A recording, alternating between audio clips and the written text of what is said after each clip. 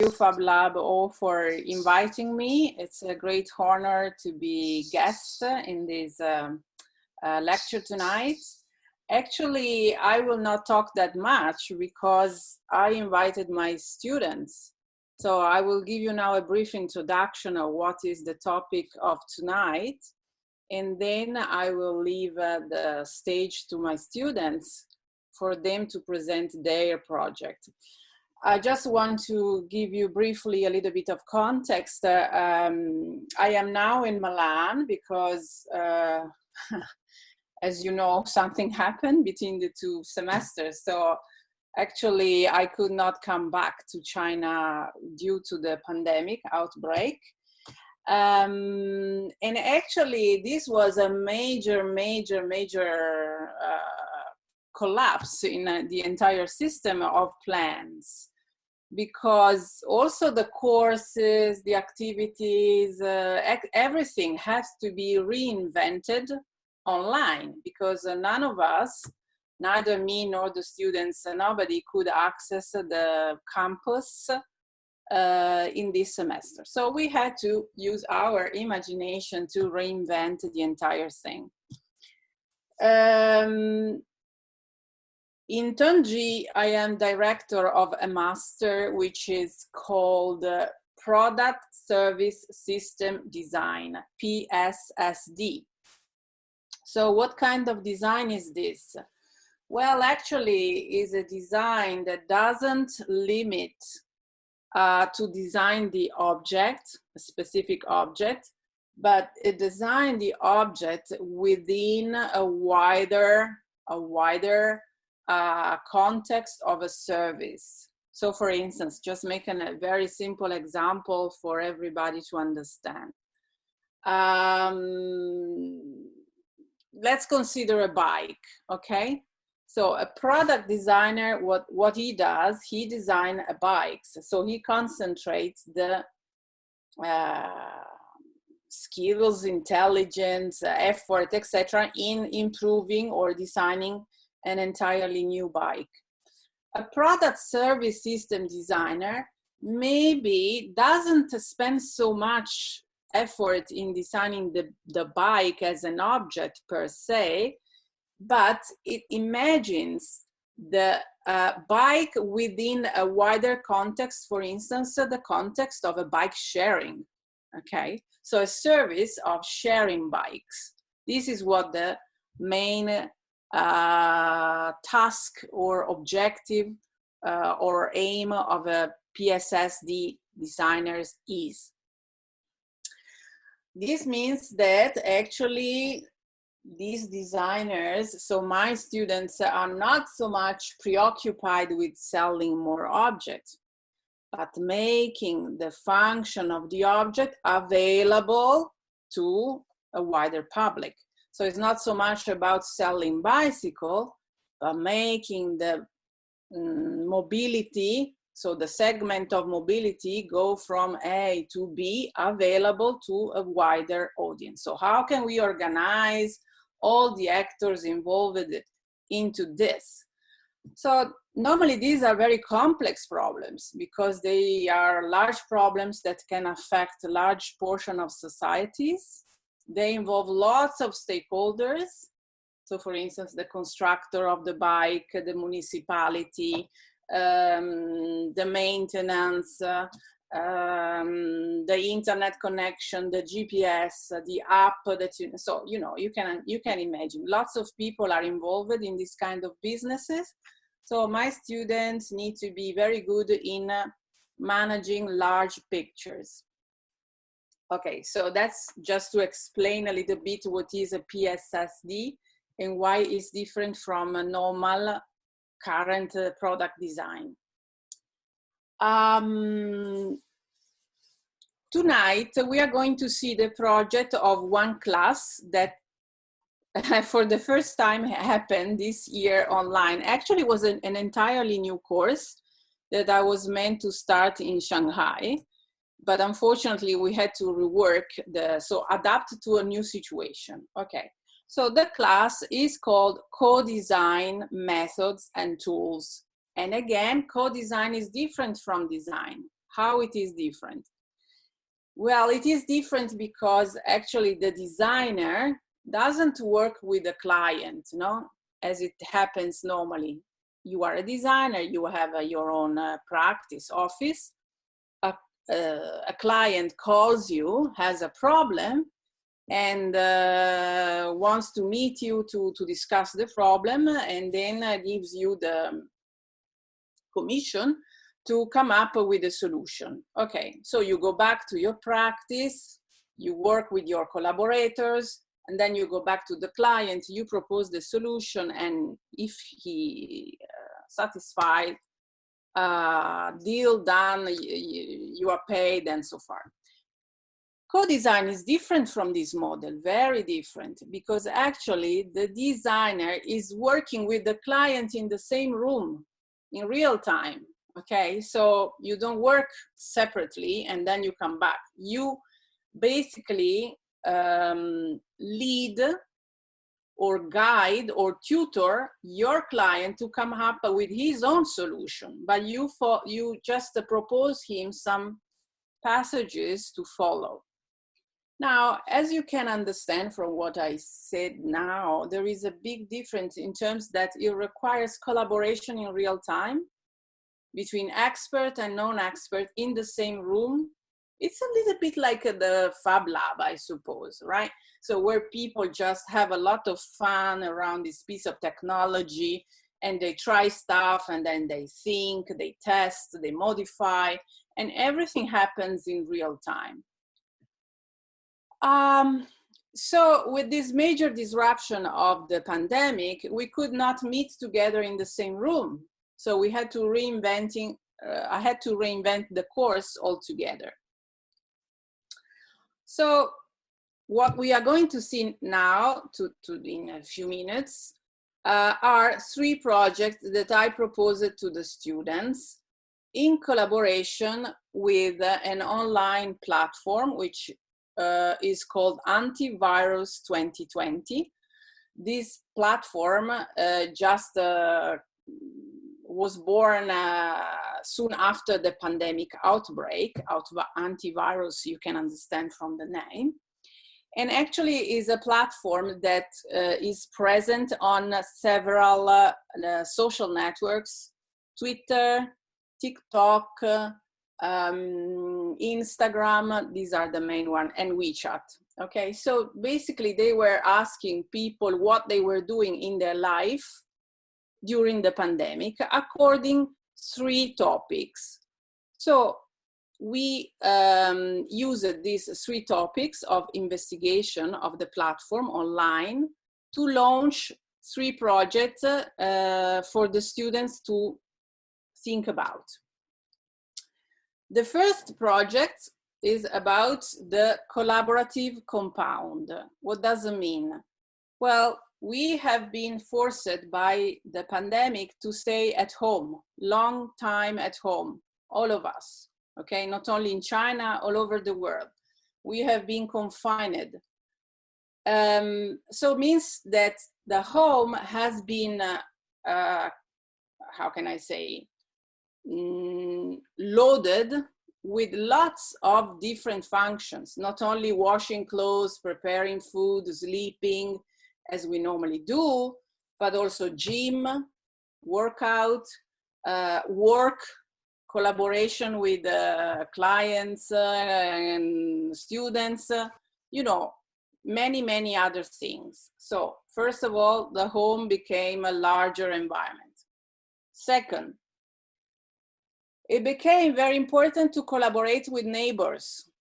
Very important to have good relationship with neighbors, know who they are and understand how you can organize activities so to move better in this very shocking time. So collaboration is, so the question here was, and is the proposal of the first project, how can we create a more collaborative compound where neighbors know each other and collaborate to different activities? The second project is about the future of shared mobility. So we were used to share bikes or share scooters or share cars But after the pandemic outbreak, are we willing to share stuff? Or maybe we became suspicious that if we touch, I don't know, the handlebar, we can get a contagion. So this is the question of the second project. And the third project is a little bit tough topic, is about death. So we face a death of people around us, and people who died during the pandemic died in very difficult circumstances because they died separate from family. Family could not enter the hospital or the ICU room. So basically here is about reinventing a ritual to say goodbye to people that are behind the glass door of an ICU. So now these are the three projects. I will invite my student to share the screen and give the presentation. Project 1, Project 2, and Project 3. Thank you.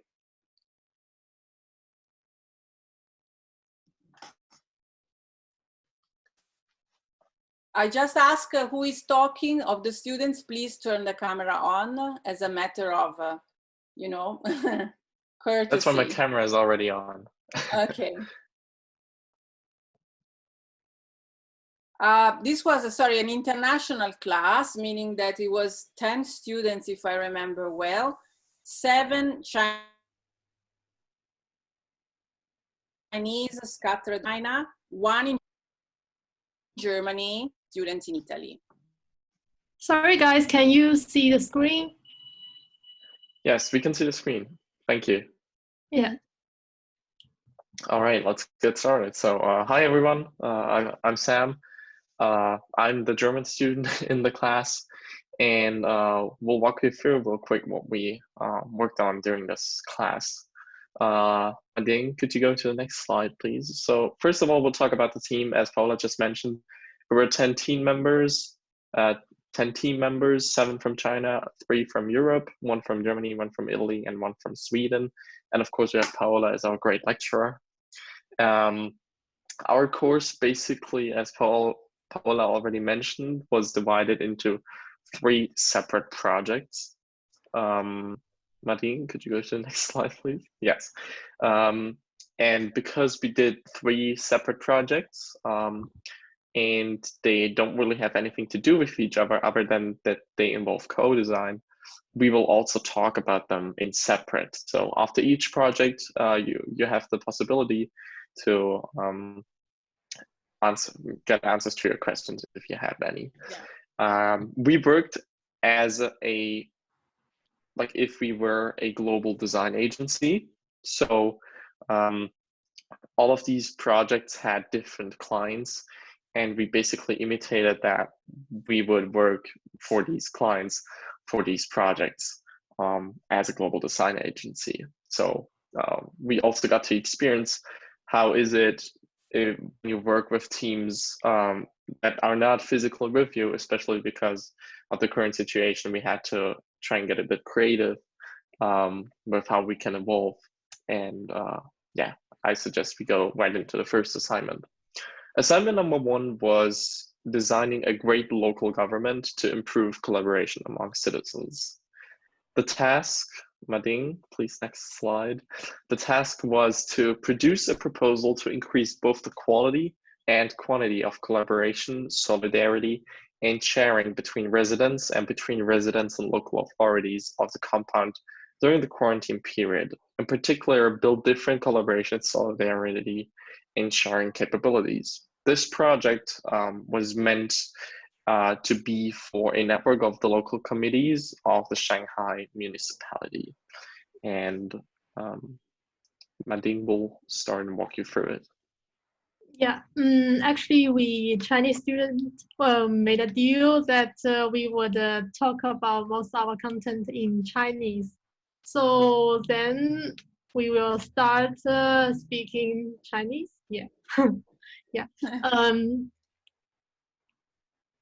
其实这个项目就是在考虑怎么样做一个能够更加协作的小区，或者说和周边的环境的一些各个社会团体之间的合作，然后让大家在危机面前更加的提升凝聚力，然后做出更好的贡献。我它的契机是在于，在疫情刚开始的那一段时间里面，我们注意到了在上海本地其实收到了很多关于当地小区运营方面的问题，然后收到非常多的投诉，就是说在传统的环境下，在那些小区的管理者，比如说物业、居委，或者是其他的一些管理者，他们没有做好，或者是说在疫情来临的时候是处于非常被动的地位。所以我们在想这样的情况能不能进行改善。后来我们又注意到上海有一个非常有趣的案例，就是说在疫情的情况下，因为很多小型的商户他们都面临着关门停业的风险，因为没有线下店已经没有客人来了。所以他们就在想，怎么样能和当地的小区的居民一起，更加加强和他们之间的联系，从而能够更好的生存下去。所以在危机面前，其实他们是更加主动的在参与社区的运营的，所以这也成为了一个机会点。我们的问题主要是在考虑怎么样能让不同的社会群体在这个小区里面或者小区的周边环境里面，大家能够一起协作，然后来更好的面对，甚至是当下甚至是未来的一些非常大的生活的变化。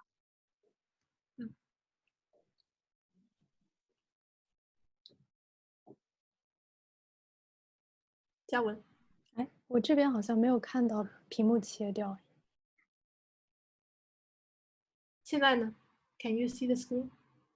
还是那张，不好意思。哦，OK，现在有了。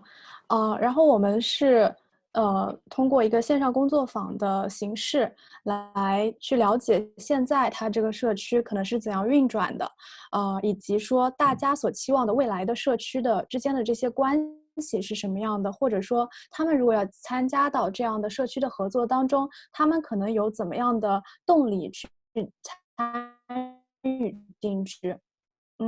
对。然后我们主要是通过使用了一个线上平台叫做会议桌，给这些参与者他们设计了一些这个模板，让他们去填写来实现这样一个线上工作坊的这样一个目的。然后这个线上工作坊呢，主要可以分为4个步骤。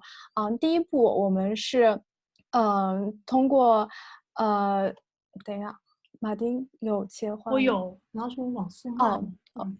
对，可能有一些延迟。第一个呢是一个热身的环节，是了解他们现在这个社区当中的是怎么样运作的，然后是了解他们过去发生了一些什么样的故事，然后是了解他们期待中的一个社区间的关系是什么样的，以及最后一步是去了解他们所期望的未来的社区关系合作是什么样子的。对，然后我将介绍一些详细的部分，比如说这个是我们一开始会给他们呈现一个介绍的页面，我们会告诉他们我们是谁，然后我们这个项目是做什么，目的是什么，以及我们这整一个工作坊的流程是什么样的，然后会给他们介绍一下要怎么样使用这个工具来参与工作坊。对，然后下一页。这个部分是了解他们现在的这个小区之间的关系，比如说我们会问他谁在起着联系大家的作用。这边我们首先会通过浅黄色的便利贴给他们提供一个例子，然后这个深黄色是他们所写下来的，这个蓝色部分呢是我们后期进行的一个总结整理。对，然后我们另外还问了他们希望跟社区是有一个什么样的关系。这个绿色部分呢是他们现在的，红色是他们可能未来期望的一个关系。对，然后下一个。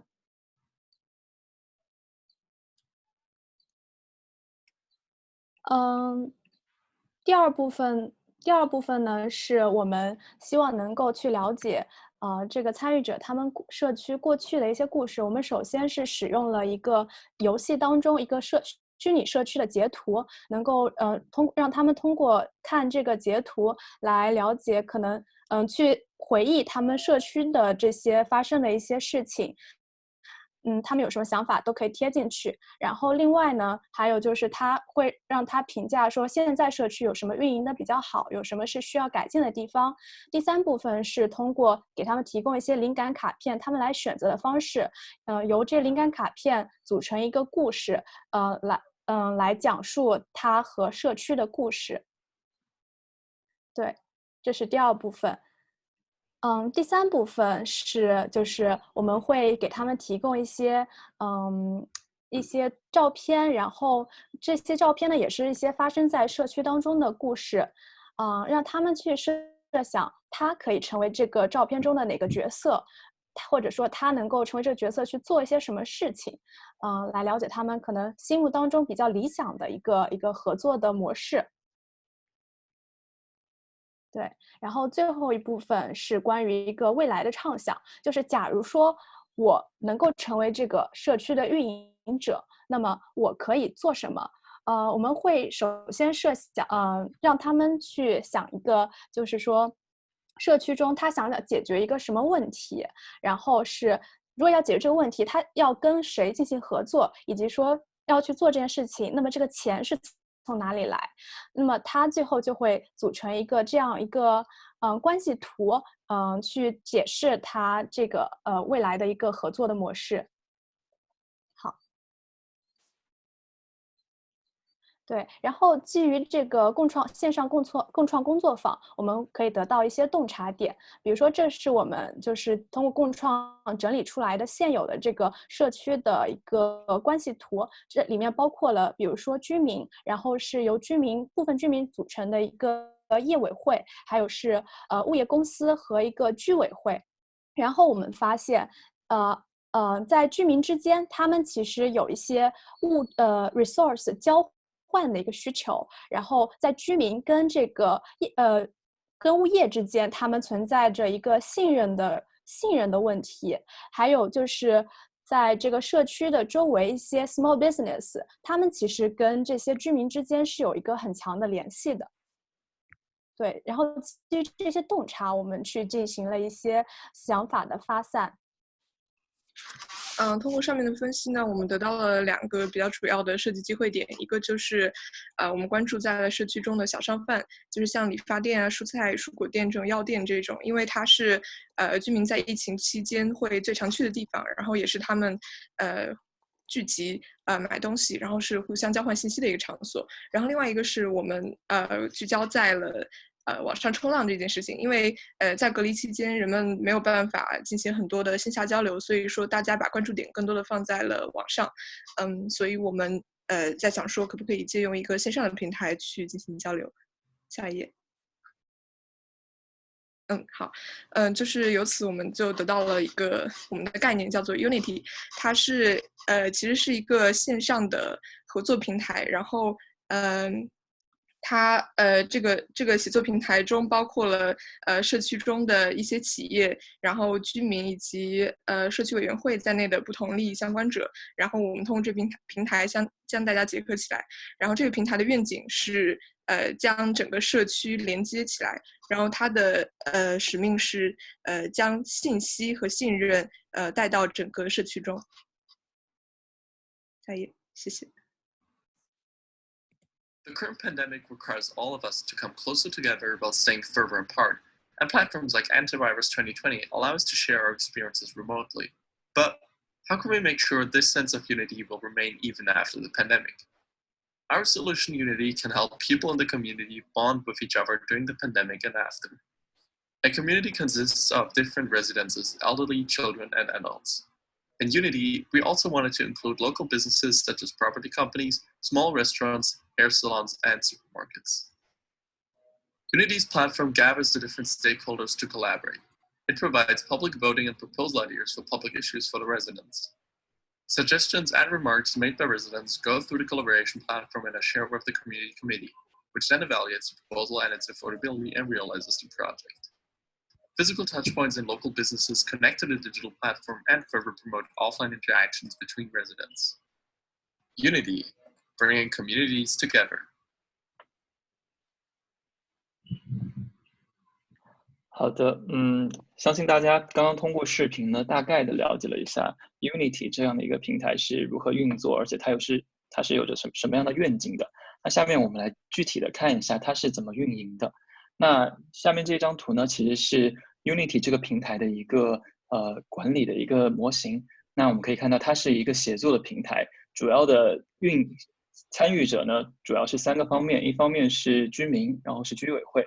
还有周边的一些小型商业，包括物业公司啊，还有一些小商店、餐馆啊什么的。那主要呢就是通过这个平台，居委会和周边的商业可以将一些项目的信息以及活动的信息传达给居民，然后同时呢，居民也可以将他们的一些建议、意见和想法，包括比如说如何在疫情期间去改善大家的一些困境的一些想法，通过这个平台去反馈给社区，或者是将一些反馈给周边的商贩。那这一页呢，我们可以看到，相对于传统的一个管理的模式，那我们这个 Unity 它会有哪些特点？我们可以看左边这张图，在传统的模式上，我们发现，在居委会和物业公司之间会存在一个缺少交流和协作的一个现状。然后呢，也有部分居民反映，他们的业委会和物业公司之间会存在一个灰色的交易，导致居民跟业委会和物业公司之间都存在一定的信任问题，包括在疫情期间，居民与居民之间也是缺少这种协作和交流的。那我们这个 Unity 的这个新的模型呢，则是希望通过从2个方面来改善这个问题。一方面呢是线下的实际的公共空间去作为一个终端，去让大家可以达到一个交流的目的；另一方面是通过线上的一个平台来给大家提供一个沟通的渠道。那下一张图我们可以看到，我们有多种的渠道去实现这个Unity 的这个概念。那我们可以看到，左边的这张图呢，这个超市，我们可以在超市里面有一个这样的一个终端，它可以是一个数字化的交互的大屏，也可以简单一点是一个就是一个白板或者一个黑板，能够让大家来操作。那我们之所以是想可以通过多种渠道，也是为了去触及到更多的居民，不仅仅是可以使用互联网、可以使用手机的年轻人，包括老年人，他们也可以在这个平台的帮助下参与到社区里的事务中。好，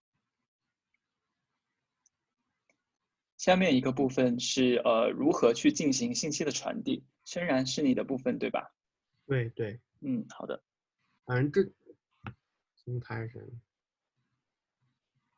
这部分我们会我们设计了一些线上和线下结合的方式，让这些居民的信息和这个社区进行一些传达。首先就是我们认为小企业可以帮助社区居委会去分享一些比较新的消息，比如说一些新的政策，还有一些新的服务。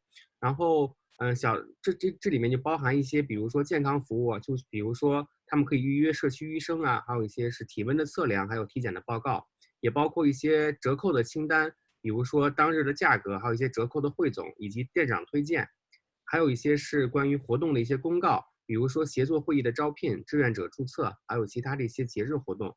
右边呢就是2个，下一页吧。这边讲到的是一个信息的收集和输入。我们认为小企业可以帮助社区居委会收集居民的一些态度和反馈。下面这张图就显示一个线上和线下的不同的2种方式。左边这个是一个投票板，右边是一个居民的意见的反馈。他们可以通过这个线上的一个触摸屏去实时的去传达他们自己的一个意见，线上进行一个投票。这个是关于沟通和协作的一个平台。我们认为这些小企业是一个非常好的能够提供让这些居民进行沟通和合作的一个场所。然后线下呢，我们选择的一个场所呢就是这些商店。然后线上呢，如果有疫情发生的话，人们可以通过一些线上的平台，比如说像 Zoom 这样的平台进行一些线上的合作。好的，接下来我会讲一下我们这个项目的意义和未来发展。然后首先可以在这边看到这个我们设计的 governance model， 它可以帮助社区中主要的利益三方都获得更好的服务和体验。首先，对于居委会来说，他们可以提高工作效率；对于居民来说，他们可以更快速地获得公开的信息，并且提供及时的反馈。同时，对于社区周边的小商户，他们也获得了更多的盈利机会。下一页。为了在我们的方案落地之后能够长久的运营下去，我们为我们的利益方设计了3条governing principle， 就是运营的准则。第1条是可选择性，第2条是自下而上，第3条是公开透明。最后，下一页。从这张图中可以看出，在我们的项目落地之后，它可以带来社区利益三方关系的转变。从左边的旧的 PI map 可以转换到新的 PI map，居民、居委会和小商户之间的关系更加的多元，并且他们形成了 co-production 的更强有力的社交关系。这边就是我们第1个项目的整体的方案介绍。有人有相关的问题吗？现在可以对第1个项目进行提问。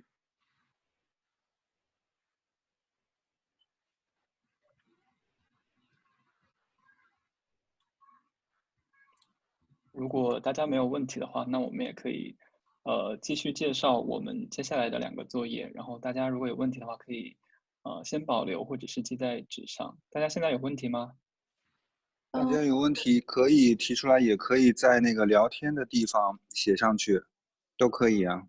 Any questions you can text in that chat place. 那大家有问题就先发到聊天框，我们最后再一起解答。好的，那我们接下来看一下我们的第2个项目。第2个项目呢，刚刚 Paola 也有介绍，它是针对于共享出行在后疫情时代该如何发展去做了一个设计。那我们这一次的设计的目标呢，就是创造一个可靠的这种对病毒有一定防护的这种微出行的体验的一个产品服务体系。那我们的客户呢是美国的这种共享微出行的一个工具的公司，它叫做 Bird， 他们的那边的共享的出行工具主要是滑板车，助力的滑板车。那我们可以看到这个项目的背景呢，其实是在后疫情时代，这种共享经济该如何去发展。一方面呢，是因为大家会担心你在使用这个共享的工具的时候，会接触到上一个人留下的细菌啊或者什么的，会对你造成一定的安全隐患，包括心理上的一些负担。在这种情况下，大家可能会选择去拥有一个交通工具，而非去共享一个交通工具。而从这张图呢，我们也可以看到左边，其实，怎么说，在这种疫情时代，相对于公共交通来说，大家会有一个退而求其次的一个选择，其实也是去用到这种共享出行工具。因为为什么？因为在公共交通上，你会有更加直接的去跟人接触，而相对来说，这个共享的这种工具其实是一个间接的接触。所以做好消毒的话，大家可能在心理上还是会比公共交通更安全一些。所以我们想的是，美国现在也是有很多不同的这种共享出行工具的公司，那我们如何抓住这个机遇和迎接这个挑战，是我们的一个设计目标。那我们的一个研究的问题就是如何去创造一个系统性的产品服务设计体系，去一方面给大家提供安全无菌的微出行体验，另一方面呢，也是去通过这个东西去让大家团结起来，互相帮助去度过这个困难的时期。那我们认为一个关键词就是信任。那接下来我们就可以看到我们的一个整体的一个概念是怎么样的。那我们有请嘉文给我们介绍一下。好，在介绍概念之前，我们先讲述一下我们的一个目的是什么。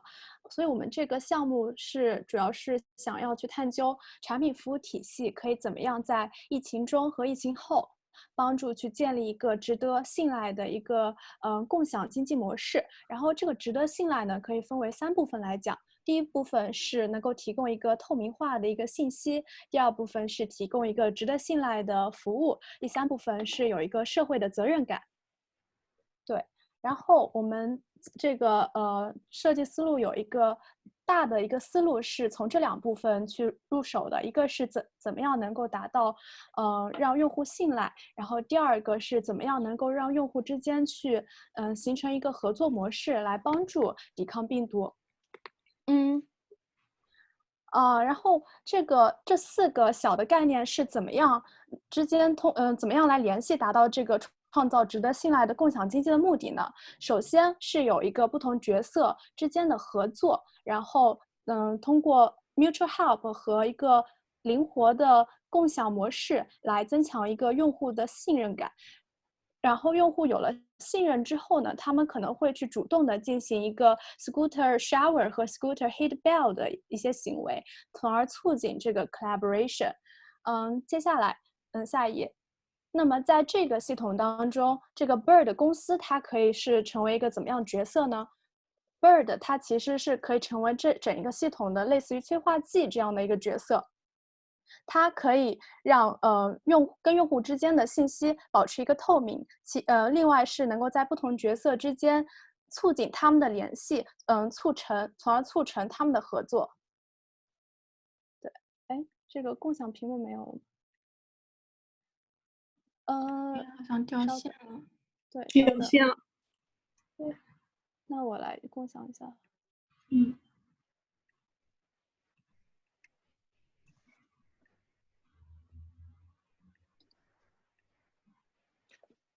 Yes, we'll have to switch to English real quick because sadly I'm not fluent in Chinese. As Huang just said, basically our concept goes into 2 different parts. We have the antivirus micromobility and antivirus solidarity. And I'm talking about the micromobility here, which further can be structured into 2 separate entities and solutions. The first is the scooter shower, and then we have the scooter heat bell. For the scooter shower, next slide, please. We have a disinfection system and a app disinfection log. Basically, what we try to do is we try and make sterilized scooters as often as possible, and we want to earn the trust of the users of Bird by allowing them to see how often the scooter they're using was disinfected and when it was last infected. Next slide, please. Basically, our scooter shower disinfection system can be structured into 3 different layers. First of all, we have staff disinfection. Basically, Bird staff drives around the vans and disinfects scooters. They have cleaning kits and hand sanitizers and hand UV light in order to sterilize the scooters and the handlebars. And this provides a basic sterilization. So for this, we make sure that every scooter will be sanitized at some point, based on how many vans Bird can offer to drive around with. But in order to make sure that we don't only rely on the staff itself to disinfect, we have a next step, which is flyer disinfection. Flyers are the people that basically collect the scooters off of the streets and bring them to their own home to charge them up so people can use them again. And while people already get the scooters to their own homes, why not have them already disinfect them when they already take care of them? And if these flyers disinfect the scooters and the handlebars, they can earn ride credits for that. So there's an incentive for them to do that. But in order to make sure that even more often these scooters are infected, we also introduced a 3rd layer, which is rider disinfection. So users are encouraged to disinfect the scooters using a small disinfection toolkit that's attached to the scooter itself before and after the ride. And if they do that, they will also earn credit towards the future. And for this, we make sure that the scooters are disinfected as often as possible. Next slide, please. Whenever a user will disinfect the scooter, they will have to log it. and basically take a photo of the handlebar showing that it's wet from the hand sanitizer. And what's interesting here is that our users will be able to see when a scooter was last disinfected and sterilized. Through this, we want to earn trust with the user base and show them, your scooter was just disinfected and you have the ability to disinfect it yourself using the onboard cleaning kit. And through this, we will make sure that users keep interest and trust into our service. Now for the second part, I will hand over to Xinhua. 好的，那第二部分是 Scooter Heat Bell， 它主要有3个功能，两个是在 App 上的，就是App 上的地图，然后App 上的消毒的信息，以及在这个车上本身它会有一个声音的提示。好，下一页。首先在 App 上面，因为这个 Bird 这个产品它本身有一个地图的 App 是像滴滴一样，就是可以给你显示这些车在什么位置。然后我们在想，那在疫情期间，人们肯定会避免去一些人多的地方。在这个antivirus 的问卷上面也有体现这个观点，所以我们想说，可不可以在地图上显示一个人流密集的程度，然后使用热力图的形式来表现出来，这样人们就可以选择他们去人最少的路线。同时这个地图呢也会向你建议一个远离人群的这样一个路线。这样的话可以最大限度的去保护使用者他的安全。然后呢，在到达这个车辆的时候，在 App 上面会显示这个车是否已被消毒的信息。那么每次使用者使用完这辆车之后呢，App 也会提醒他去进行一个消毒，然后消毒之后也会有一个这个已消毒的标记在上面，这样的话可以让使用者比较放心。下一页好，就是第3个功能是在车辆上面的一个提醒吧。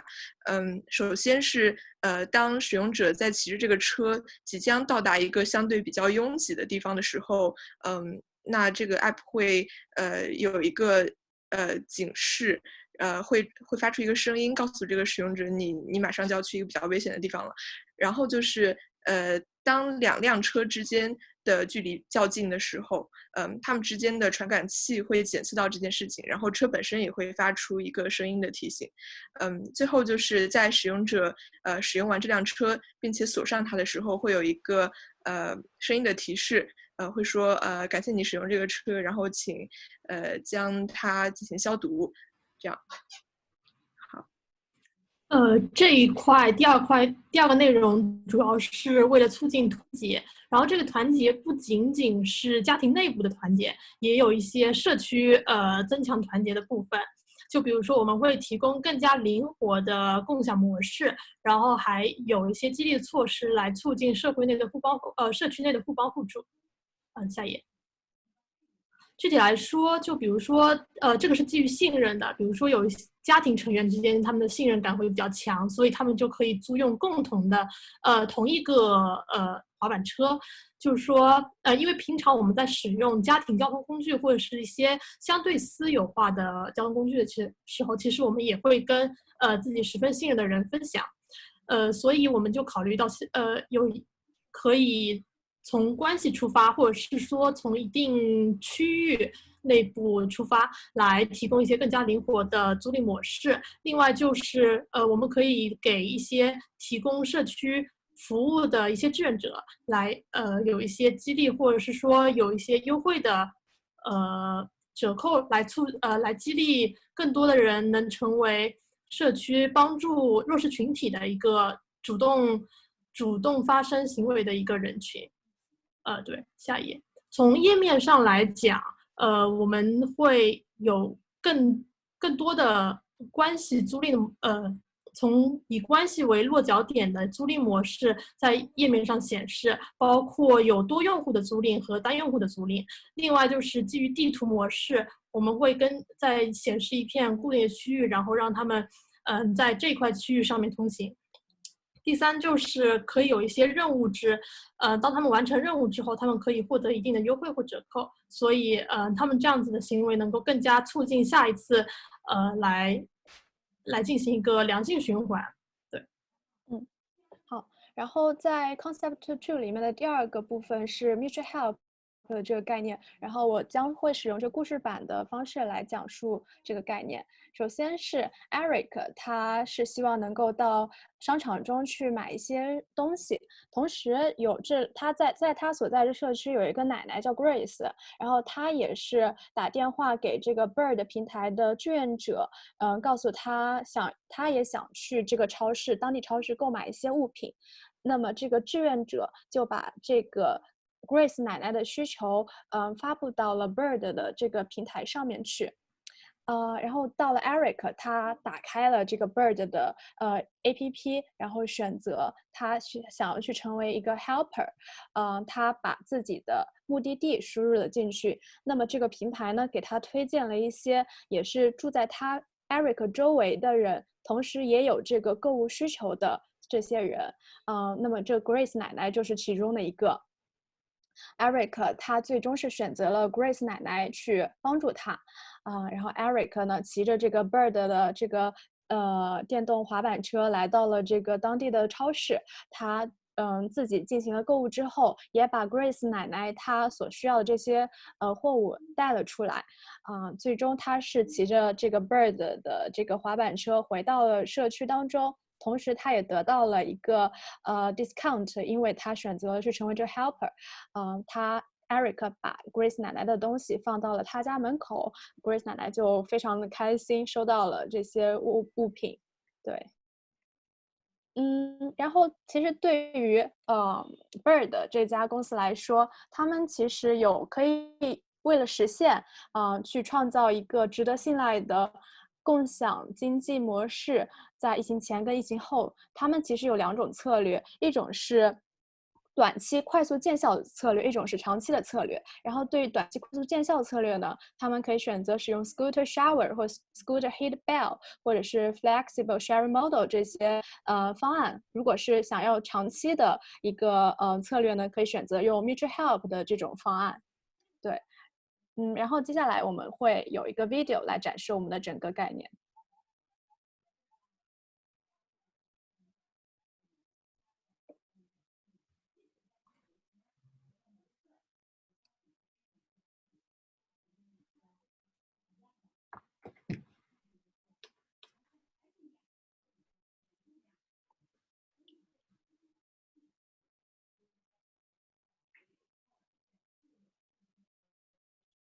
嘉文好像没有声音呢。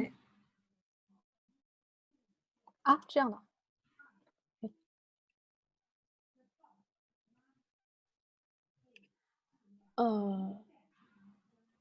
那马丁，你能共享一下吗？我这边可以，不知道怎么样，但是我这里会有点延迟。好，那我来共享了。哦 ，OK。Hi, I'm Eric. I'm thinking about buying some groceries in the supermarket, but I'm afraid of infecting myself with the new coronavirus. Shared scooters seem unsafe to me. No worries. Bird brings you the new sharing service. Okay, let me have a try. Please disinfect the scooter with the toolkit.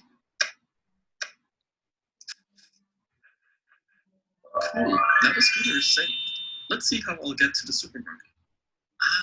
Buddha suggested me the least crowded route to my destination. Let's try that.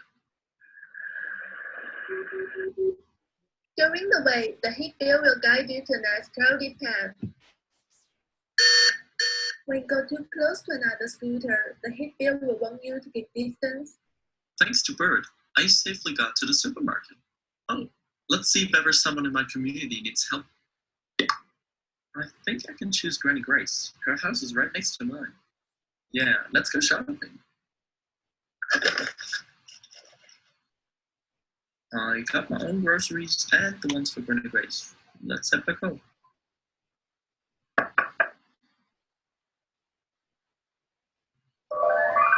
Thanks, Bird. I'm glad I was able to get around safely and also be able to help others stay safe.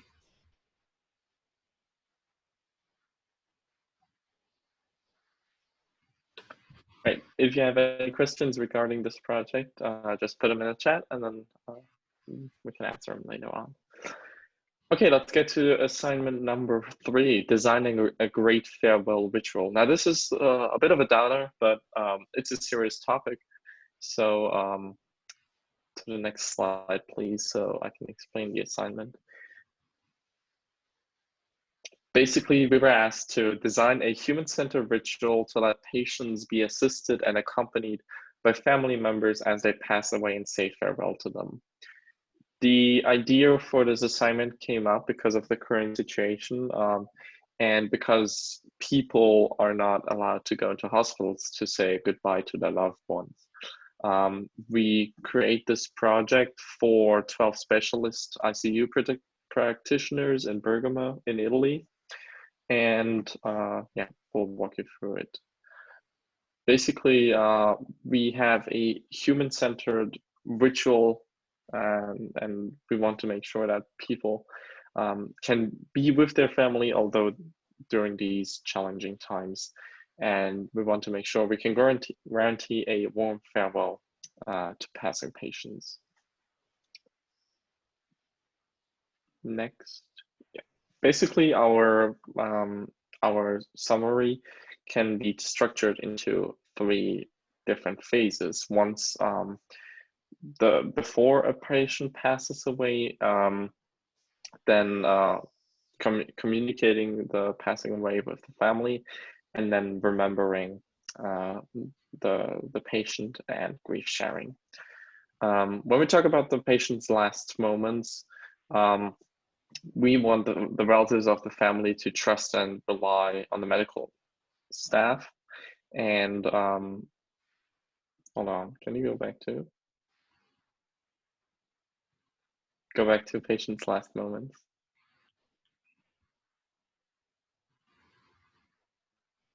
I think 可能要 Yeah, sorry, my network is a little bit slow. No problem. Okay. Yeah, people want to be able to say the last words and accomplish the last gestures to their beloved ones.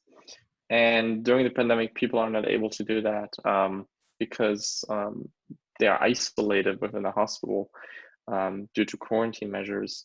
And, you know, people sort of suffer in loneliness, and we want to make sure how can we tackle that. Next slide, please. So in order for the communication with the family, the relatives of the family trust and rely on the medical staff, which is there to update them constantly. Currently, there is no support for doctors and nurses about how to communicate the patient's death to their family.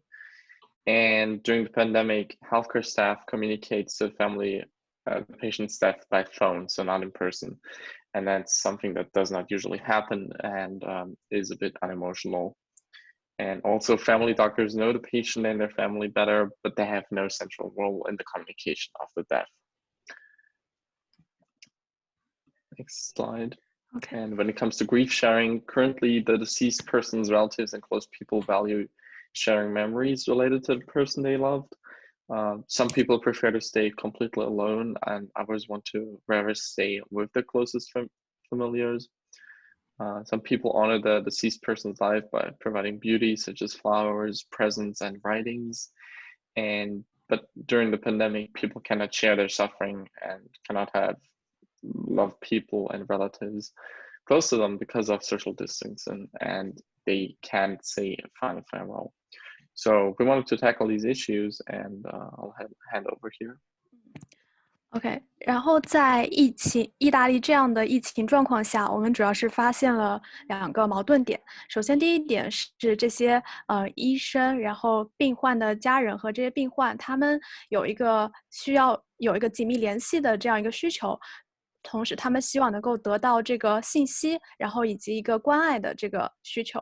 另外，同时在这个疫情的状况下面呢，其实这些信息息它是变化的非常快，更新的非常快的，同时人跟人之间它有一个社交距离的这么一个要求，所以说这2点是有矛盾的。那么我们的一个研究的问题就是，我们如何能够通过一个产品服务体系来提供这个信息的一个迅速的交换和一个告别仪式，能够把医生、病患和这个病患的家人朋友能够紧密的联系起来。对，下一页。马丁 ，OK。然后我们的整个项目的目的就是希望能够给在疫情期间的意大利设计一个整体的以人为中心的 ICU 服务系统，能够帮助这些利益相关者感到他们是紧密联系的，并且能够得到相应的帮助。我们整体的概念可以分为3个部分。首先，分别是在这些病患被送进 ICU 之前和在 ICU 中，以及可能他们在 ICU 中因为病情加重而去世后这3个阶段。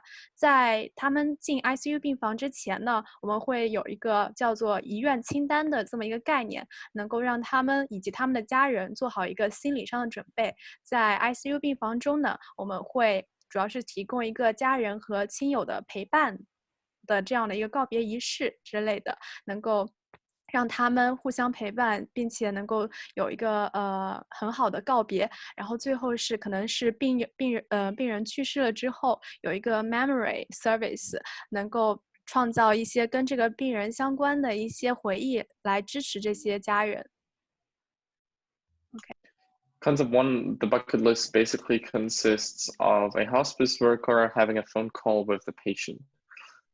Together, they're creating a bucket list, which consists of 2 parts. One is a wish list, which considers a good outcome. So what happens if they are able to get out of the hospital healthy? And the second one is the decision list, which considers a bad outcome. The wish list is considered public, and the decision list is considered private. And yes, so when we come to the bucket list, the positive outcome list, basically the hospice worker will call the patient and ask him, after you recover, what do you want to do? What do you want to do most? Where do you want to eat first? Where would you like to travel next? So basically, we try to give the patient some sort of hope, something they can look forward to, something to get them through the phase and motivate them. However, since we're talking about risk patients with a deadly disease, we also need to keep in mind that there is a possibility that somebody would pass away. And for this case, the hospice worker will also talk with the patient and ask, what should happen in case something happens. So you can consider this as a sort of proxy, but we also ask questions like, which sort of cures would you like? What kind of farewell would you want? Do you have some last words you would like to say to your family in case something happens? Would you like to share any stories with somebody in case you pass away? We want to know this in order to be able to prepare the after-death ritual to the wishes of the patient, and also in regards to our concept number 3, the exhibition, which we will later talk about. 好的，在第2个阶段，我们侧重于当患者进入 ICU 之后的设计，它也有3个小的概念组成。第一个概念是希望在 ICU 病房，也就是重症监护病房，也给患者营造一个像家一样的环境。第2个小的概念是，当患者的病情恶化之后，希望能够给患者和家属创造一个陪伴以及说再见的机会。最后的小的概念是在医院的附近，我们也会设计这样一个 comfort space 来帮助患者的家属和医疗人员更好的平抚他们的情绪。第一个方案，这个是我们第一个 accompanying ritual 的整体的环境图。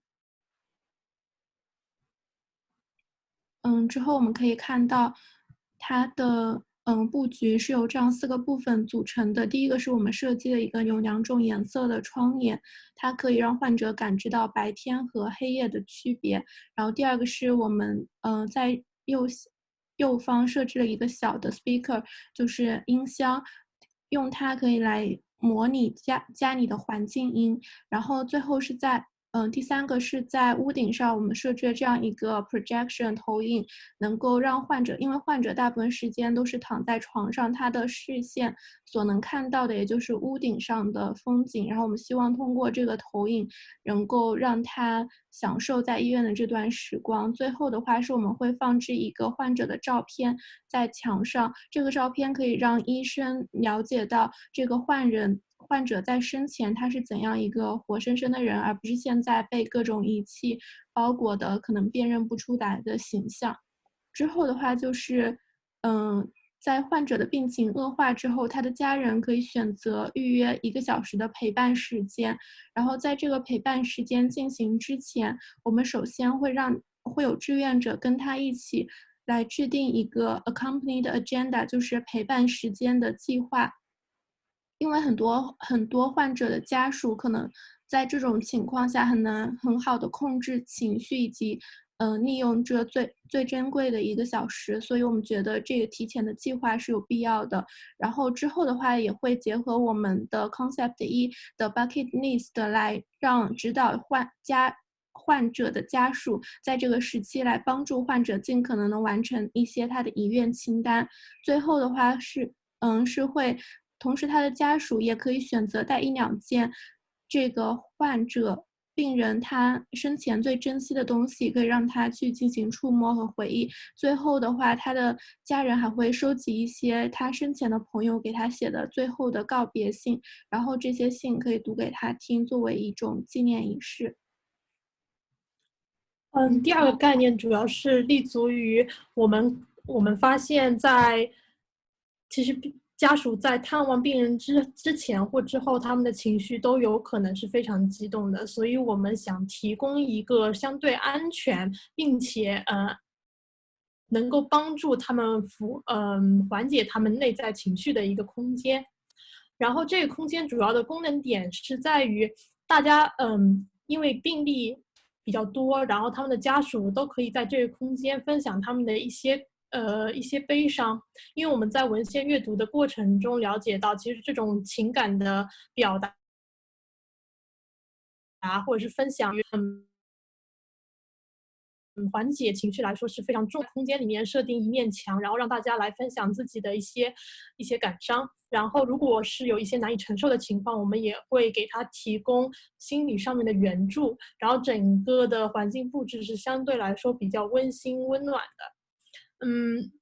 但是这么小的空间其实也有一些安全隐患的，所以我们会提供一些消毒的套件。然后在这个小空间里面，因为人能聚集的数量非常有限，就基本上是家庭使用，然后也会有比较日常的消毒。然后整个这样的小空间是非常容易拆装的，然后这样子的话就可以保证成本，还有他们是比较适合拆卸然后安装的。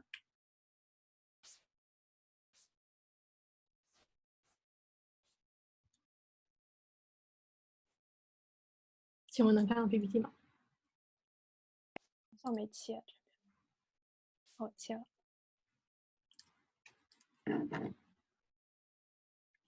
不好意思，那第3个概念是在患者逝去之后，我们如何去疏导家庭乃至于整个社会进行一个哀思的寄托，然后我们从这个家庭内部的表达他们的思念，然后到就是家庭与其他的家庭之间互相的联系，去分享他们的这个哀思。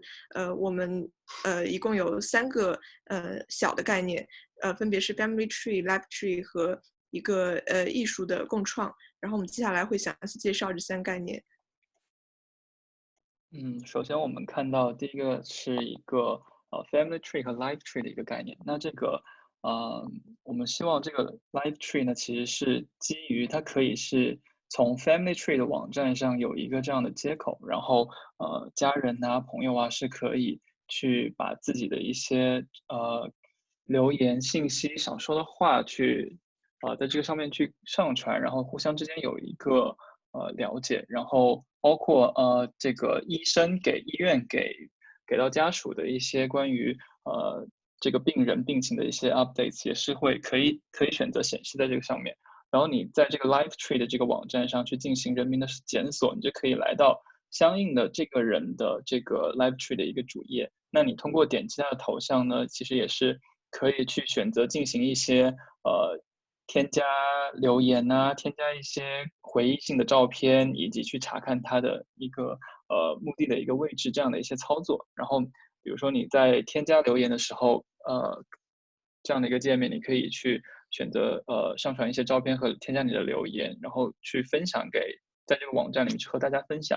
那这样呢，其实通过放大或缩小，我们可以看到整个的这个网络其实是连接起来的，因为大家之间的各种联系啊，可以看到红色的圈圈是逝者的，然后其他的是我们的幸存者的，然后这样的一个 live tree 的一个概念，其实是为了让大家之间有一方面是让大家有一个情绪的一个出口，另一方面呢也是一种共情吧，就是大家互相分享这个悲伤，然后也知道其实用树的这样的一个意象来进行一个同根同源的隐喻，让大家知道你并不是一个人在面对这所有的一切。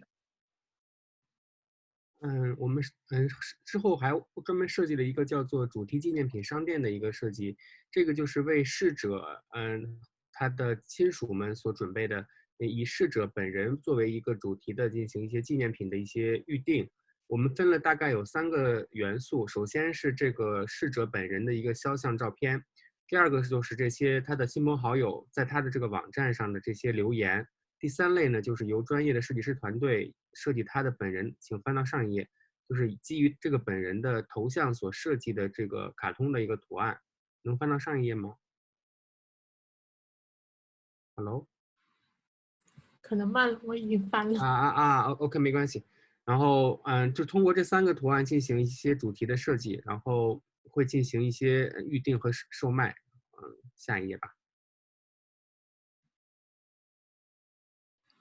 比如说这个就是基于这个逝者的他的头像进行了一些周边，比如说第一个就是他的一个留言簿的一个纪念手册，里面包含了这个网站的人对他的一些评价和对他的一些留言，还有一些祝福之类的，我们会把它收集成一个册子，然后来销售给这些觉得有纪念意义的一些人，还有一些其他的一些纪念品周边，比如说一些相框啊、一些水杯、一些书包之类的。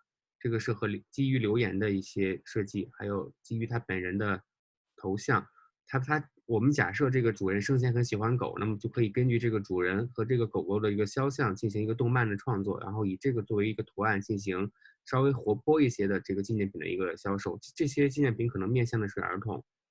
当这些人用户选择了这个下单之后，我们会告诉他，这些收入将会用于基金会，以及会用来做慈善事业，会帮助这些生病的人，然后会通过这种形式向这些人来展示这个钱的一个去处，在之后也会进行一个信息的公示。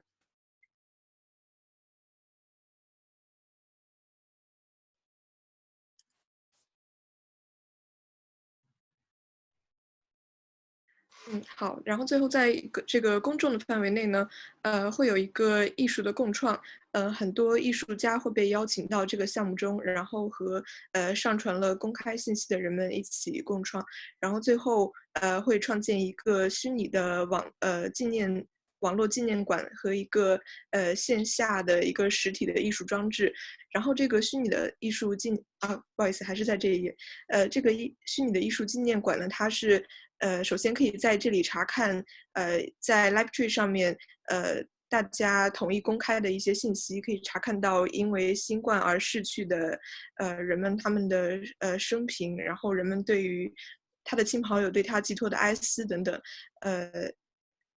不好意思，可以切换到有那张手的图吗？上一页啊，谢谢。对，然后除此之外呢，还可以看到一些艺术家们根据这些公开信息所去创作的艺术品。就比如说左边这张手型的图，它是埃森哲事务所在今年初做的一个作品叫 Touch， 就是这些里面的小的都是人们的手的图片，是为了传达一种互相支持的这种概念。然后人们可以在这个网络展厅中，去查看这样的艺术作品，然后去了解到世界各地因为新冠而逝去的家庭们之间，互相支持的心情。同时呢，在线下会有一个艺术装置，然后它会作为一个城市地标去永久的停留在这个城市中，这样人们就会聚集在这里，然后相互交流，并且永远纪念这样一个事件。比如说，有2个例子，左边这个小亭子是非洲为了纪念一个爵士艺术家的一个艺术作品，它就是一个开放式的小亭子，然后有一个树在这边，人们就在这里驻足，然后感受微风和阳光，互相交谈，然后同时寄托对这个爵士音乐家的爱思。然后右边这一个装置，它是英国的一个艺术家，他收集了很多把在英国因为刀的杀害遇难他收集了很多，就是英国的警局去没收的这些刀，然后去纪念那些被别人杀害的受害者，然后最后形成了一个天使的形象。这个也成为了一个当时比较轰动一时的一个装置，然后让人们去观看。对。然后是我们的一个概念视频。Francesco is 80 years old. He's very popular and people like him. Unfortunately, he becomes infected with COVID-19. Then he receives phone calls from family doctors. They talk about something interesting about his wishes, his favorite things, and his plans for the future if he becomes well. They also prepare for the future regarding some important decisions for the last moments of his life. This time, family doctors help to record these into the future list. Now that he is prepared for the future, Francesco feels a little bit more relieved. When Francesco's condition worsens, the doctor informs his family. His family will have a chance to book an hour of company time with him. For the appointment, the family can choose whether to say goodbye at the meeting point provided by the hospital or at their home. At the meeting point, there are tents outside the hospital. Each family has video conversations with patients in their tents. When they come out of the tent, people can share their feelings.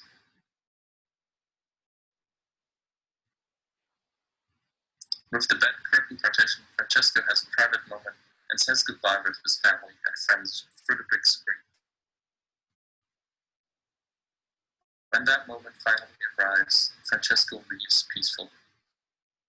His family decides to hire a memory service to commemorate him. The content includes letters, journals, and other materials provided by Francesco before death, as well as photos, videos, and stories provided by relatives and friends of him. This eventually forms a memorial tree of life for Francesco. Relatives and friends with the internet can view the exhibition online. Those who are unfamiliar with the internet can order a physical printout of the life tree. Dear Francesco, we wish you will live a peaceful life in another world. God bless you and love you.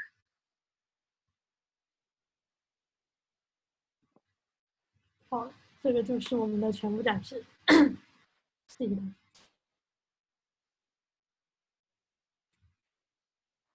And that concludes our presentation. Thank you guys for your attention. Thank you. Thank you to all students for your great great presentation. And I think we collected from the chat already a few questions. They are in Chinese, so not very clear to me, but maybe students can translate and pick up the questions. I think he said, like, our idea is good, but have you ever experienced or tried to assess it by yourself? Which idea? Which idea is referring to? The second one, I guess. Ah, the second, the scooter. Okay. Yes. Okay, so who wants to pick this?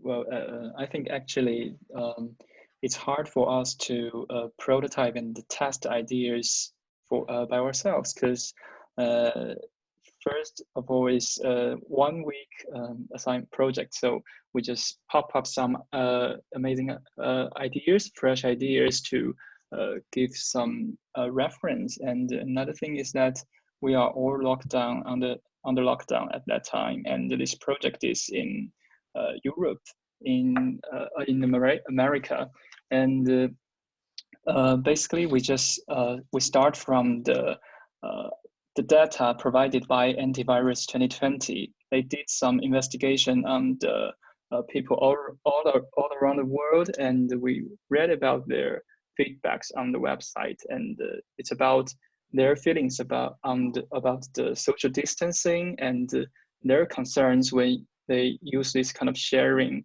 mobilities, and how they help each other and support each other during this special time. So based on this data and some other researches on the websites on the internet, so we developed these ideas, but it's a pity that we don't have the chance to test it. Yeah.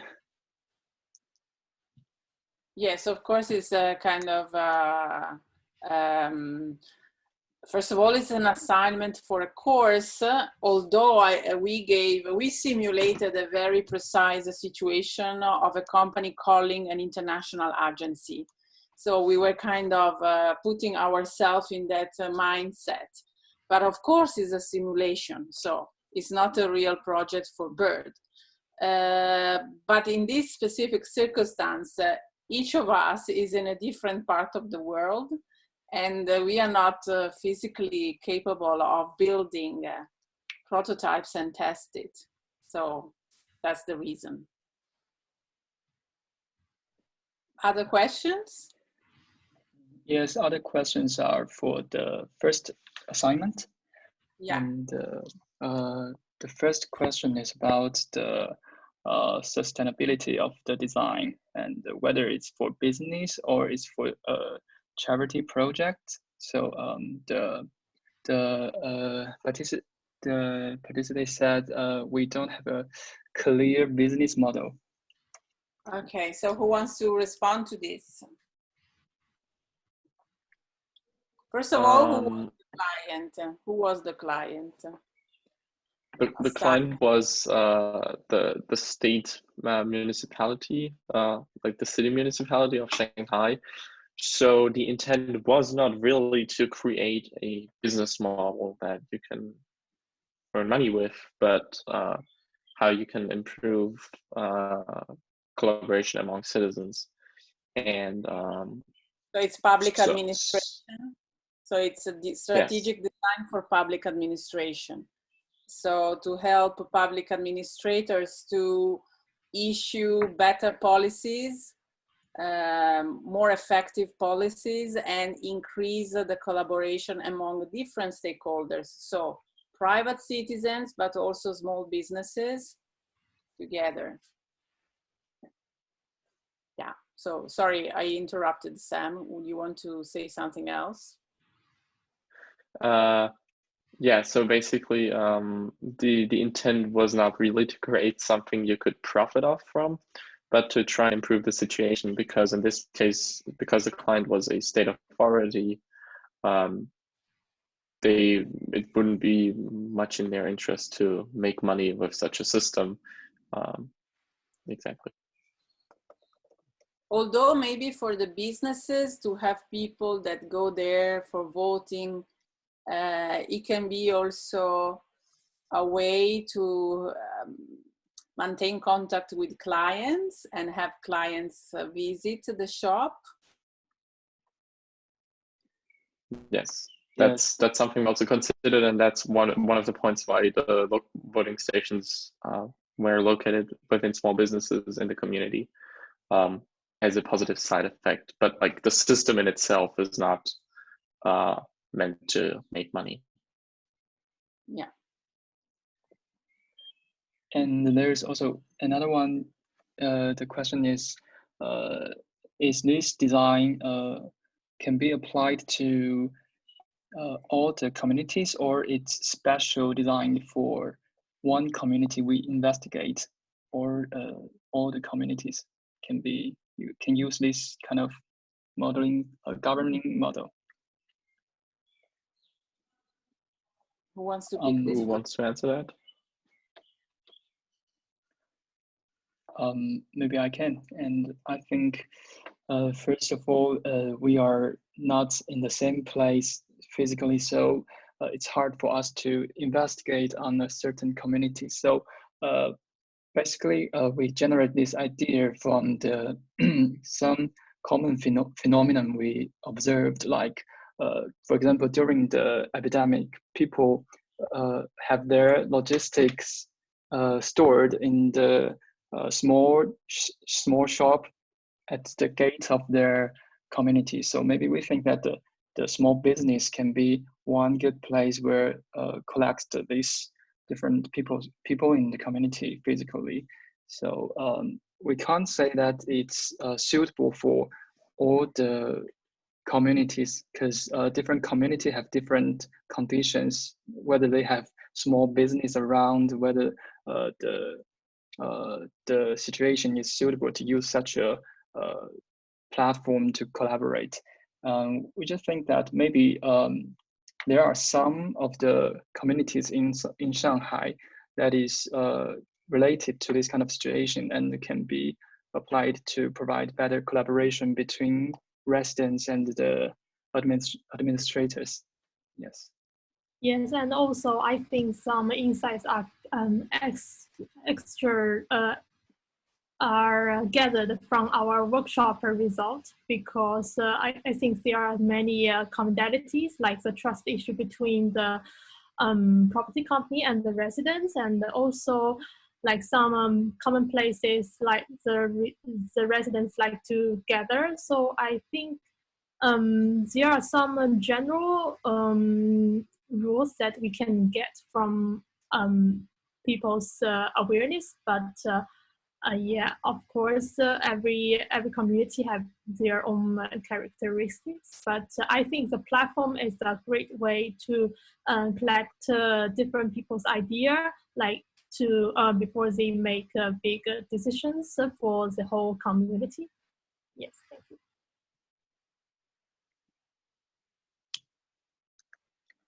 There are another one, a new question for the first project. It's about the touch points.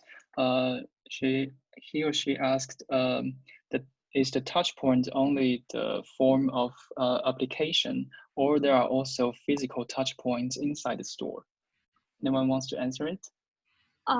Yeah, actually, we have like an app or mini app in the WeChat maybe.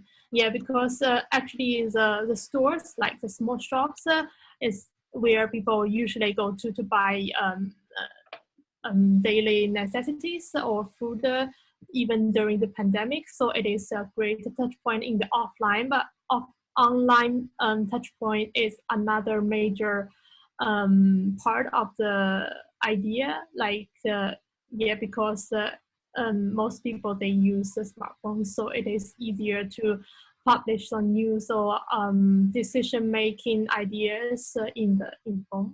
Yes. Yes. So there are two kinds of touch points: online applications, online website platforms that everyone can express their ideas and vote through the internet, and also the offline touch points inside these small shops so that it can be a interactive digital screen, or it can just be a whiteboard or a blackboard. So this kind of physical touch point can support people physically to get involved. And also those who can't, those elderly people who can't use the cell phone or website computer well, they can go through the physical touch points to collaborate.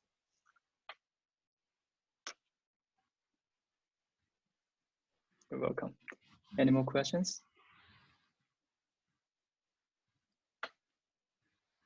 No questions for the project number 3?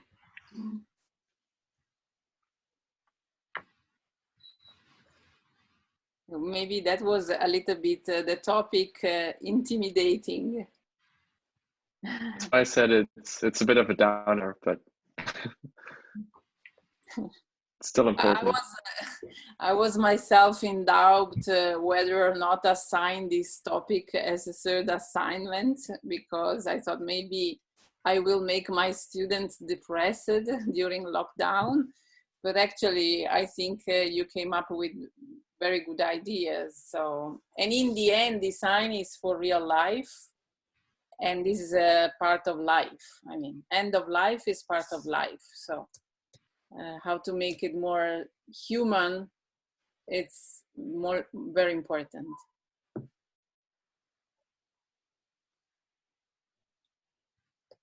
Okay, so I don't know if there are no other questions, maybe we can wrap up or.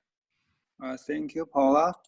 And we are very appreciate Paula and Professor Paula and your students give us such a fabulous presentation and sharing your thoughts about the solutions in pandemic situation nowadays. Thank you very much. And we also have Jeff Ding here, if he can hear, and let's hear some thoughts from Professor Jeff. It's hard for me to, we're actually sitting in the room in Pudong, because I don't think Paula ever visited here yet. No. But you room here and sit with me, of course, with Saverio over there. Oh, Saverio. And also for students in our research class, they are all the first year of the high school. Nancy, Roy, 这里是志俊和舍阳. So wonderful students. And also we are in the process of developing, and also we have an instructor, Liu Hen. We also have another guest here. Say hello. 你是哪个学校毕业的? Parsons, from Parsons. So yeah, we have a group of people here, with very different kind of background and experience that listening to this wonderful presentation done by master students with Paula. And at this moment, it's really hard, for everyone to do the project because we are all separated, different, places, different time zone. It's all locked up. I think one of the students was saying, we cannot do anything, because no material, no machines, no fab lab, right? We are very happy here because we all finally we get it to offline, and the students so happy to be offline, can make things. But it's really good to hear 3 different projects, and I think I didn't speak because many participants, they have wonderful questions, and I think that it has really good interaction, although it's very hard, like face-to-face to talk. I won't put many words on those wonderful projects, but I really hope that at the end we can meet.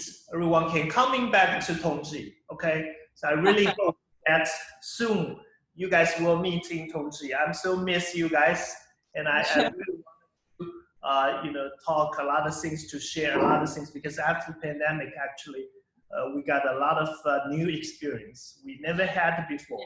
We never considered it before. It's a lot of, you know, challenge, opportunity at the same time. You know, it's rather we pulled off by this situation. Actually, we connected more, even through, you know, internet virtual connections. But actually, I think we connected even better than before. Physically, we are together. So take this chance. I really appreciate Paula's what you did and what you achieved with all these wonderful students. Well, I want to thank my students because they really did a great job, and I think it was also for them an unprecedented circumstance. And I don't know, I mean, all of us were caught off guard by a situation like this. And also, for instance, this class was organized as an international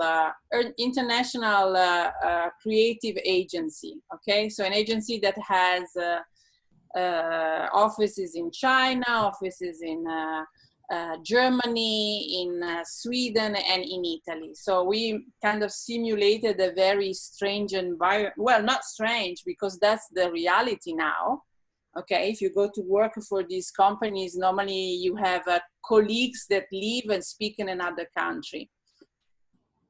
So it was not only a matter of overcoming time zone, which is also a problem, but it's cultural problem. So for instance, the third project in particular about death, if we consider death, how different is perceived in different countries. What is the meaning of death in China? What is the meaning of death in Germany or in Italy? It's very, very, very different.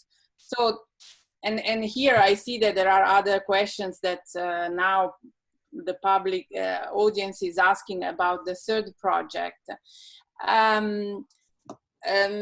So actually, I think the students had to face also this very short time for each assignment, 1 week, come up with an idea, keeping in consideration differences in culture, because students come from different countries and different backgrounds.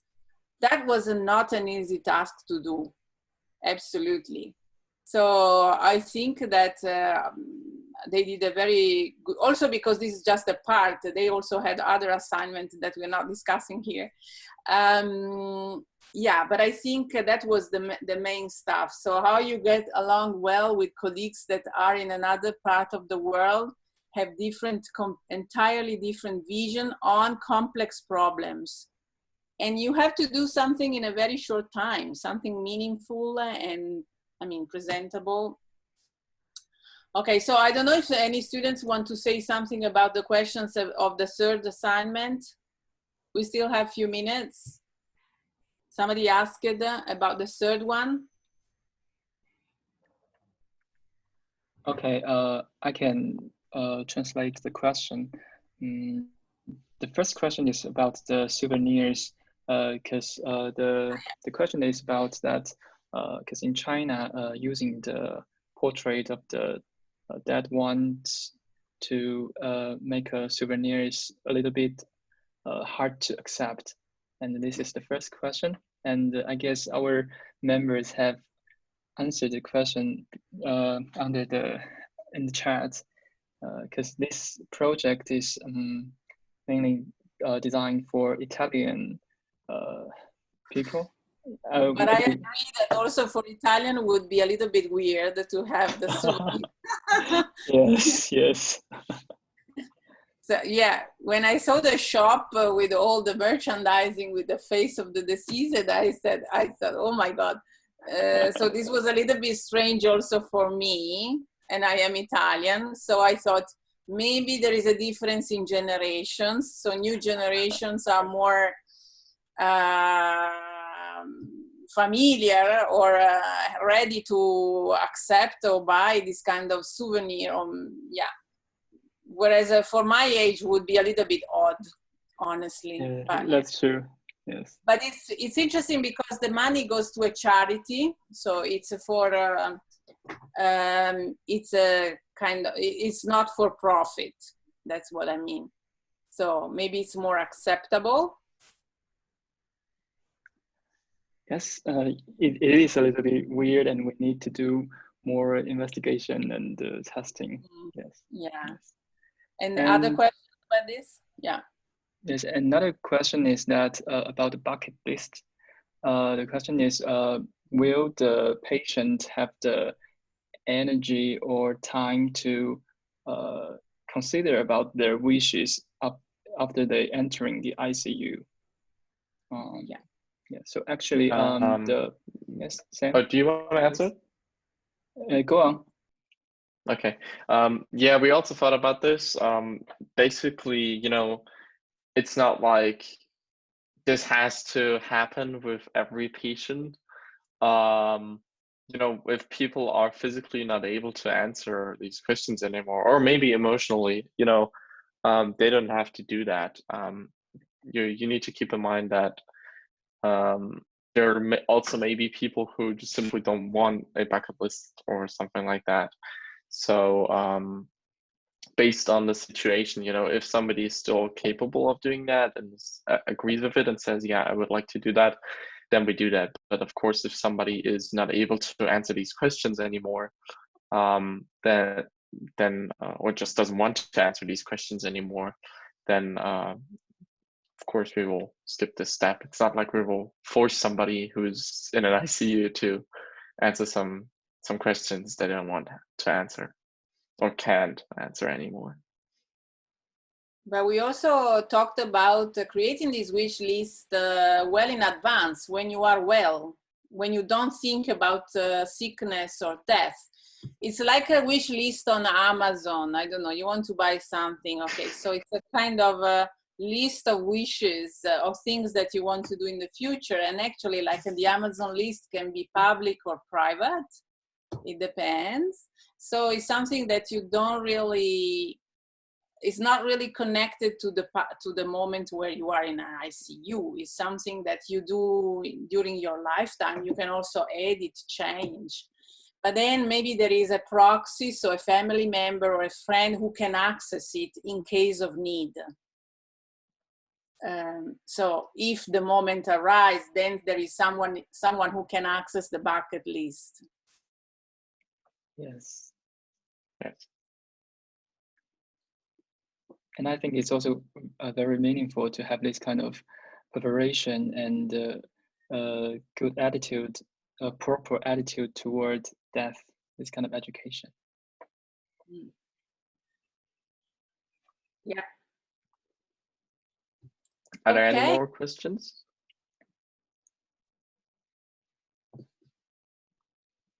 Doesn't seem like it. Maybe one more now. Yes, it's about the souvenirs. The money we get by selling the souvenirs will be donated to charity. So the question is about how about the cost of making these souvenirs? How to cover it?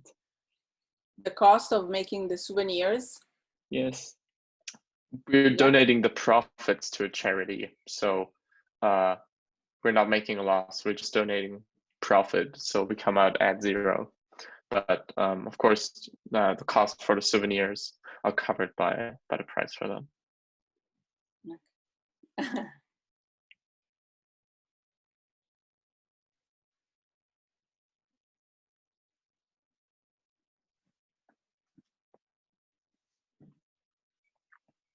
All right. Okay. So thank you, Paula. Thank you. And thank your you, students give us such wonderful answers for the questions. And today's lecture is organized by Fab Lab O. That the founder is Jeff Ding. The Fab Lab O is the first Fab Lab in China. Yes, thank you, Paula. And this lecture is organized by Jeff, and our Fab Lab will provide a lot of summer camp to the students, and hopes a lot of students will have interest to the Fab Academy X. That courses is for high school students, and they will prepare their project to go to the university. And thank you for bringing us such wonderful thoughts about the project, which is very useful in this pandemic situation and inspire us a lot. Thank you, and thank your students. And is there any questions about Fab Lab O? 今天非常感谢我们的 Paola 教授和他的学生给我们带来非常非常精彩的在疫情时期的一些重要的策略性设计。那么本次活动呢，也是由我们数字工坊组织的。我们数字工坊是中国第一家数字制造实验室，是由我们的丁教授在同济大学设计创意学院发起的。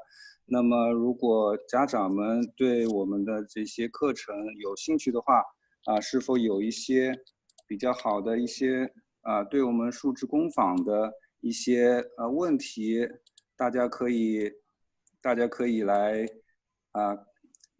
可以提问啊，有没有对数字工坊有一些问题的？因为我们数字工坊呢会给大家提供一些这个叫研究性课题。Research class is some very wonderful classes for high school students. They can make their own project, and it will be the experience when they go to the university. And we wish a lot of Chinese students can know a lot about this research class in our Fab Lab O. And we also provide more lecture and invite other professor from Tongji and DNI. We will have a serious open night lecture in the future times. 我们继续呢会在数字工坊为大家带来更多的开放业的一个讲座活动。我们会邀请更多的我们数字工坊的教授为我们分享更精彩一些内容。所以大家如果有兴趣的话呢，可以多关注我们的数字工坊。我们的数字工坊在最近大家可以关注我们的公众号，会推出更多的研究性课题和我们的夏令营活动，适合小学生、初中生、高中生都有不同的课题。我们通过 STEAM 教育给大家带来一些设计思维。So our class is bilingual STEAM education. We will provide different courses to different students from elementary school to high school students. So anyone interested in Fab Academy X or other classes in summer camp, you can contact us and follow our WeChat public account. Thank everybody. 丁老师还有什么您可以给大家分享一下的？丁老师。Sorry， 等一下，因为我们是有2个不同的屏幕，所以切来切去就比较困难。So I think it's great to have Paolo here and to share all these wonderful projects and during this pandemic, because I think design the way actually can make it a better place or better world. And I think in this situation we should, always be together. It doesn't matter where you belong to and what kind of cultural background, because this thing is for everyone. It doesn't have anything. It doesn't matter, your nationality, what language you are speaking. And I think this wonderful group of the students, they are demonstrating, some of the kind of essential spiritual principles that always carrying in the DNI. So and I really hope it will be soon you all guys coming back to Tongji and keep safe.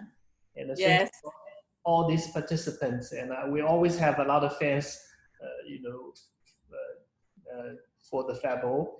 We have a lot of followers, and we try to invite some more professors like Paolo join us to share a lot of good projects and thoughts about design. So we wanted to change the world, so we need to be connected and also to have a great discussion about the topics that are related to our society.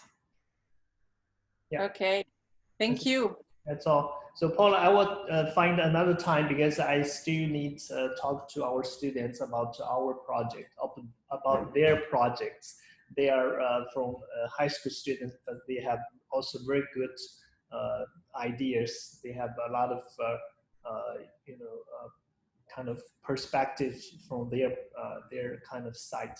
So yeah, so I would find another time and talk to you. Yeah, sure. Okay. Bye bye. Okay, so bye bye for now. Bye bye. Everyone. 好的，今天的活动就到这里。今天的开放夜，非常感谢各位的参与。So here is today's our presentation and lecture is over. Thank you, everybody. Thank you. We wish see you next time in our open night lecture again. See you, everyone. See you. Bye bye. Bye bye. Bye bye.